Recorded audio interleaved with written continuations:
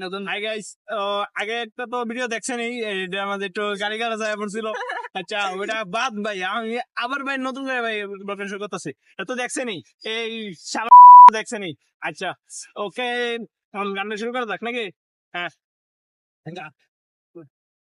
তুমি পূর্ণিমারি আলো আমার সোনার ময়না পাখি, চোখানি মোর বন্ধ করলে তোমায় শুধু দেখি, আমার ভাল লাগে না কিছু এই তোমাকে ছাড়া, প্রতিটি সময় যেন লাগে দিশারা। পরে পরে ভাই পরে ভাই পারি না।